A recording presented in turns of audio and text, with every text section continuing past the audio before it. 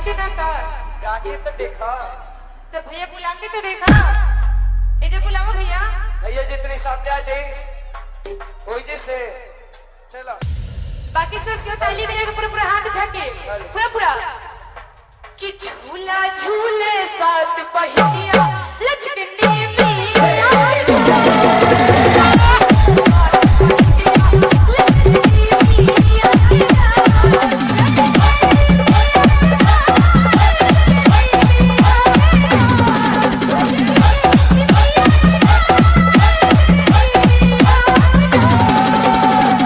Sunny.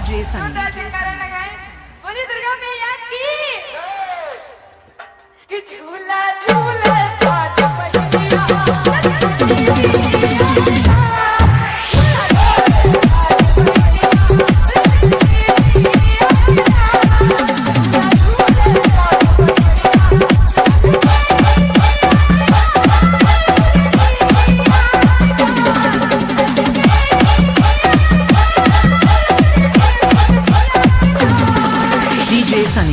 Daudnagar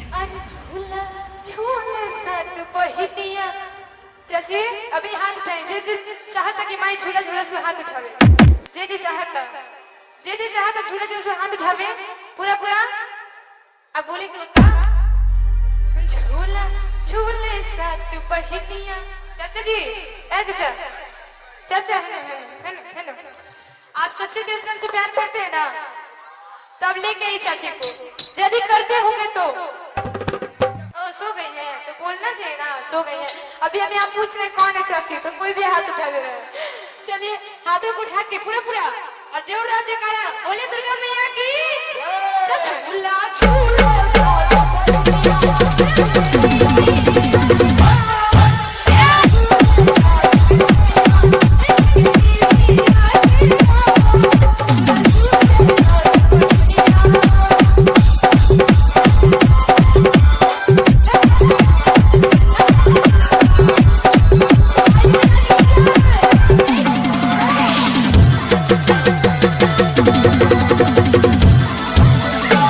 Sunny.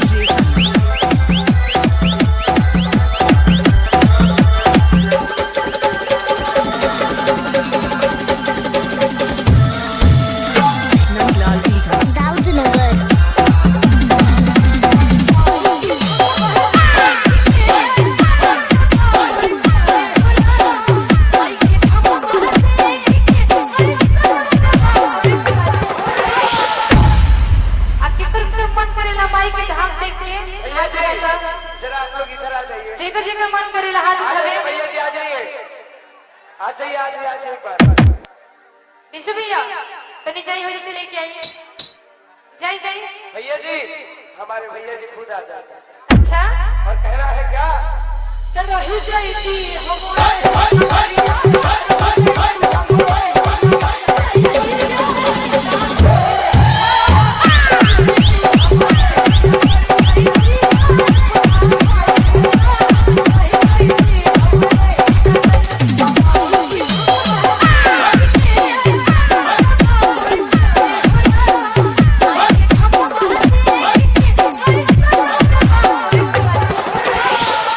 Sunny. चाची जी हाथ उठा के ताली बजा के साथ में कि रही जाएगी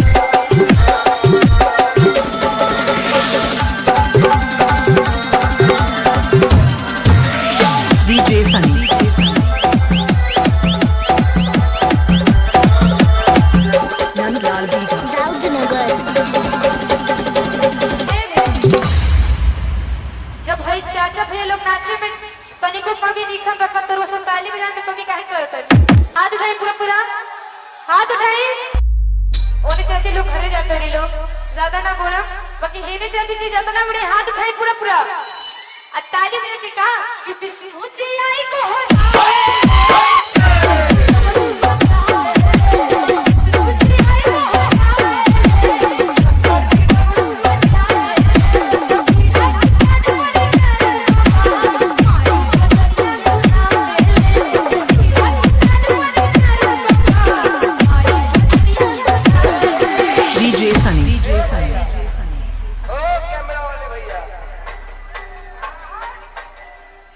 एक सेकेंड आप लोग के साथ भैया भी नाचेंगे एक बार। अब कैमरा अभी कोई नहीं करेगा और कहना है क्या कि तुम्हारी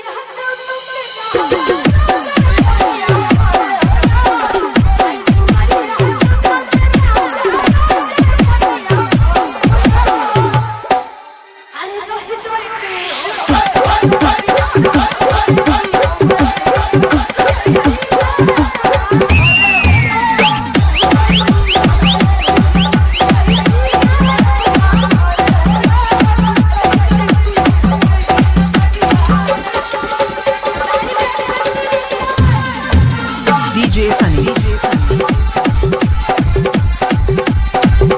नंदलाल दीघा. दाऊदनगर.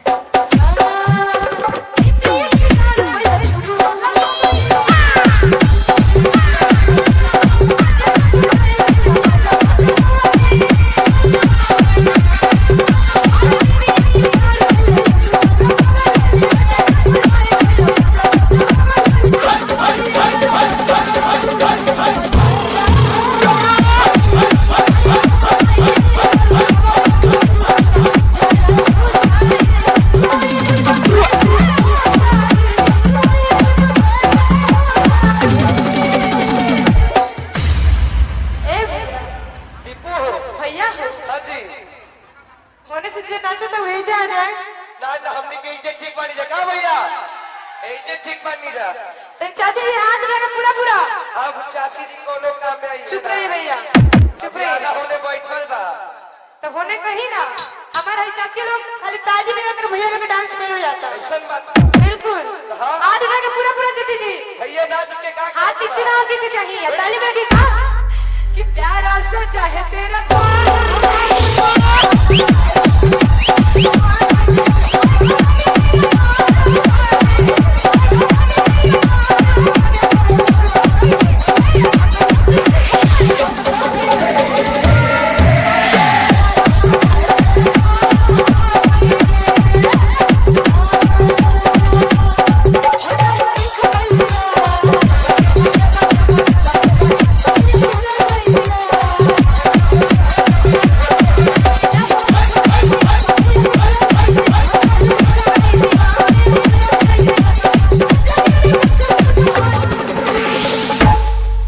राजीव भैया की तरफ से बहुत रुपए का पुरस्कार है। हाथ जोड़ के सादर नमस्कार है। अरे देखिए किस